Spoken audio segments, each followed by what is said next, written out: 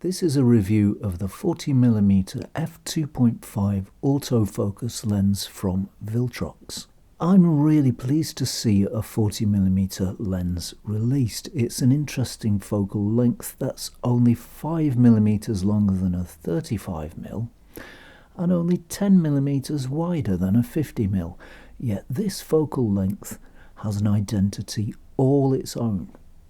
A 40mm lens, I've found, is very different to use than either a 35 or a 50 despite its similar focal length.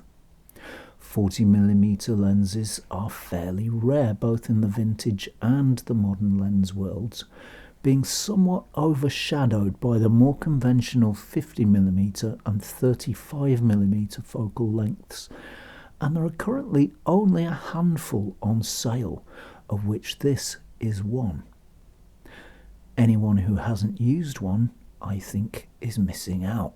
The focal length of 40mm is perfectly suited not just to general photography but to street photography too.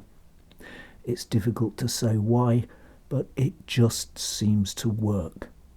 Shooting on the street, people seem to fit the frame perfectly. The very short focusing distance of 34 centimeters makes this a very versatile little lens. It's not a macro, but it shoots very close, making it great for capturing small details. This is a very nicely made lens and it has a very high quality feel.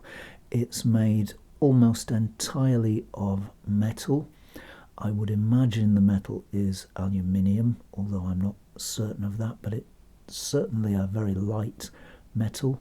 Image quality is generally excellent from this lens. It's very sharp from wide open, giving crisp, clean images right from its maximum aperture of f2.5. Details are very cleanly resolved, and although it's sharpest in the centre of the frame wide open, the sides and corners are pretty sharp too, and they don't show softness unless you really zoom in and pixel peep, which we usually don't do on this channel. It's sharp enough to shoot wide open all day long, which is how I shot it for most of the time, but if you want it even sharper than that and don't mind losing some background blur, just stop it down to f5.6, where it's pin sharp right across the frame. If you're shooting street portraits, because this is an autofocus lens, there's no real need to stop down to gain extra depth of field as you might with a vintage lens. Just point the camera and let the electronics do their work. Even on my old Sony A7 Mark I, which doesn't have the fastest focusing speed, focusing was still very quick and very accurate. Colour is very nice. It's neither particularly warm nor particularly cool, lying somewhere in the middle. Colours are very vibrant and saturated. This is not a low-key lens and it wears its colours proudly. Contrast is very strong with solid blacks and bright whites, helping and supporting the lens's strong colour rendering. Flaring is very well controlled, making it easy to shoot in strong light. Background blur is very nice. It's soft and gentle and it's very well controlled.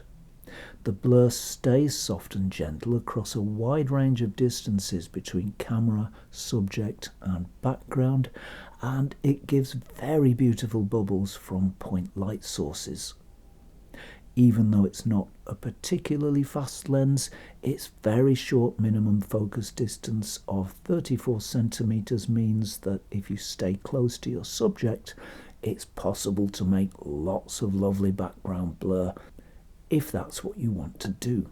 This isn't a particularly fast lens, so vignetting doesn't show itself as much as it sometimes does with faster lenses. Nevertheless, there is a little darkening of corners if you're shooting wide open. That can be removed in post, although I usually just leave it there because I quite like it. Overall, this is a lovely little lens in a fairly rare focal length, but one that I enjoy using much more than a 35mm or a 50mm, and one that's perfectly suited both to general photography and to street shooting.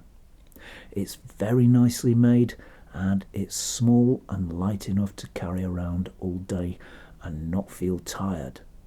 A great little optic from Viltrox.